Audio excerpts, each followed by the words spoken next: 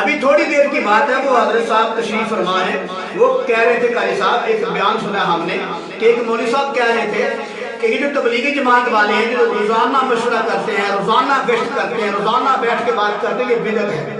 جو پابندی کے ساتھ عمل کرتے ہیں، روزانہ بلا ناغہ پابندی کے ساتھ جو عمل کرتے ہیں، یہ بدعت ہے۔ تو میں ان سے کہتا ہوں بھائی ناراض نہ ہونا، اللہ کو جزائے خیر نصیب فرمائے۔ وہ مولوی صاحب جو کہہ رہے تھے، اگر ان تک میری بات پہنچ جائے تم ان کو کہنا چاہو کہ مولوی صاحب یہ جو آپ نے کہا ہے کہ تبلیغی جماعت والے جو روزانہ بلا ناغہ پابندی کے ساتھ عمل کرتے ہیں، یہ بدعت ہے، کیا آپ قرآن سے دکھا سکتے ہیں؟ اگر قرآن کے اندر ہے تو آپ دکھا دیں، اگر نہیں تو پھر آپ لکھ کے دے دیں کہ جو میں نے دعویٰ کیا ہے تبلیغی جماعت کے اوپر، یہ میرا غلط ہے۔ دوسری بات، آپ حدیث سے دکھا دیں کہ نبی صلی اللہ علیہ وسلم نے فرمایا ہو کہ تبلیغی جماعت والے جو عمل کرتے ہیں، گشت کرتے ہیں، روزانہ پابندی کے ساتھ یہ عمل کرتے ہیں، یہ بدعت ہے۔ اگر اللہ کے نبی نے فرمایا ہو ہمیں حدیث سے دکھا دو، اگر نہیں تو آپ لکھ کے دے دو کہ جو تم نے بات کی ہے تمہارا دعویٰ غلط ہے۔ پھر آگے اعتراض یہ ہوتا ہے قاری صاحب، قرآن کے اندر تو اس وقت آئے، حدیث کے اندر تو اس وقت آئے جب یہ تبلیغی جماعت اس دور میں موجود ہو۔ تبلیغی جماعت اس دور میں ہے ہی نہیں تھی، تو ان کی یہ باتیں، ان کا مشورہ، ان کی جو روزانہ کے گشت، یہ قرآن میں کیسے آ سکتے ہیں، نبی کی حدیث میں کیسے آ سکتے ہیں؟ اس وقت تو تبلیغی جماعت والے نہیں تھے۔ تو میں سے پوچھنا چاہتا ہوں، اس وقت اگرچہ تبلیغ والے نہیں تھے، یہ تبلیغی جماعت والے نہیں تھے، کیا تبلیغ کا کام بھی نہیں تھا؟ کیا تبلیغ کا کام نہیں تھا؟ کیا اللہ کے نبی تبلیغ نہیں کیا کرتے تھے؟ کیا صحابہ کرام تبلیغ نہیں کیا کرتے تھے؟ کیا تابعین تبلیغ نہیں کیا کرتے تھے؟ تبلیغ کرنا تمام انبیاء کی سنت ہے۔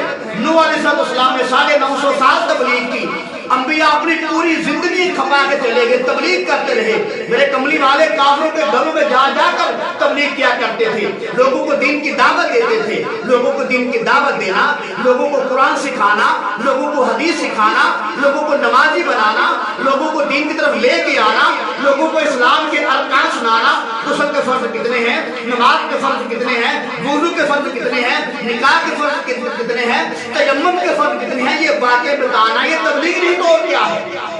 دین کی دعوت دینا، لوگوں کو دین سمجھانا، یہ تبلیغ نہیں تو اور کیا ہے؟ کیا یہ اللہ کے نبی معاذرہ نہیں کیا کرتے تھے؟ اللہ کے نبی صلی اللہ علیہ وسلم پوری زندگی تبلیغ کیا کرتے تھے۔ یہ تبلیغ کرنا یہ انبیاء کی سنت ہے، یہ میرے کملی والے کا طریقہ ہے، صحابہ کرام کا طریقہ ہے، خلفاء راشدین کا طریقہ ہے۔ یہ تبلیغ کرنا صرف تبلیغ والوں کا طریقہ نہیں، یہ تبلیغ کرنا میرے محمد مصطفیٰ کا طریقہ ہے۔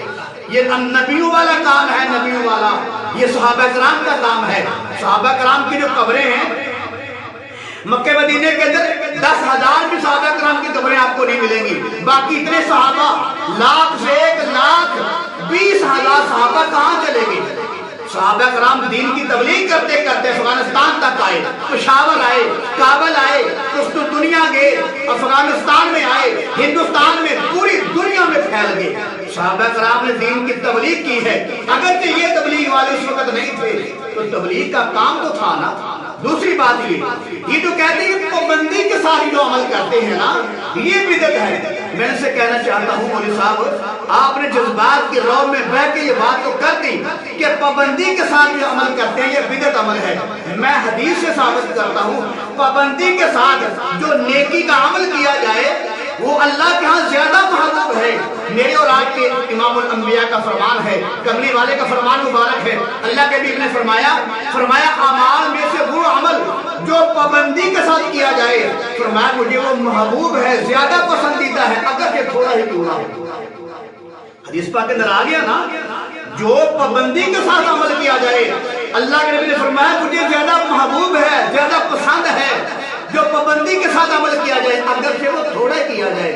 جو مشورہ کرتے ہیں، کیا مشورہ اللہ کے پیغمبر نہیں کیا کرتے تھے؟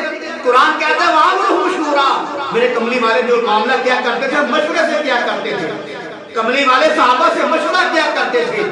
یہ جو تبلیغی جماعت والے مشورہ کرتے ہیں، اس مشورے کا ذکر تو قرآن کے اندر آیا ہے کہ اللہ کے نبی مشورہ کیا کرتے تھے۔ اعتراض یہی ہوا ہے نا کہ تبلیغی جماعت والے جو مشورہ کرتے ہیں، گشت کرتے ہیں، یہ بدعت ہے۔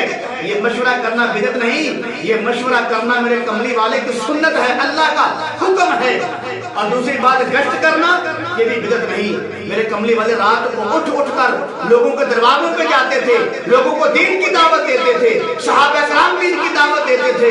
اللہ معاف فرمائے یہ بدعت کیسے ہو گیا؟ یہ لوگ حسد کی آگ میں جل رہے ہیں.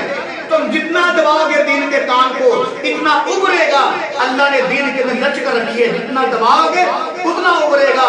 تم کیا چیز ہو, تمہارے باپ آئے, دادے آئے, پردادے آئے, وہ دین کے کام کو نہ روک سکے. آج انشاءاللہ العزیز پوری دنیا میں, دنیا کے چپے چپے میں, دنیا کے خطے خطے میں, دنیا کے کونے کونے میں انشاءاللہ العزیز میرے کملی والے کے نام کی صدقے مولانا الیاس رحمت اللہ تعالیٰ علیہ کی دعوت و تبلیغ کا فیض جو ہے دنیا کے کونے کونے میں پہنچ چکا ہو. کوئی مائی کا لال انشاءاللہ العزیز میرے کملی والے کے دین کے محنت کو نہیں روک سکتا. آپ گشت کے لفظ سے متنفر ہو, یا آپ کو لفظ گشت سے نفرت ہے, یا آپ اس لفظ سے حسد کرتے ہو, یا جیلس ہوتے ہو, تو آپ یہ جملہ چھوڑ دو. یہ کہہ دو کہ نبی صلی اللہ علیہ وسلم گشت نہیں کیا کرتے تھے, وہ گلیوں میں چکر لگایا کرتے تھے, وہ گلیوں میں گھوما کرتے تھے, لوگوں کو دین کی دعوت دیا کرتے تھے. تو لہذا میرے دل بھائی الفاظ کے ساتھ بھی لوگ نفرت کرنے لگے ہیں. تو لہذا میرے دل بھائی یہ دین کا کام ہے, نہ رکا ہے نہ رکے گا. انشاءاللہ پوری دنیا کے کونے کونے میں میرے محمد کا پیغام پہنچ کے رہے گا.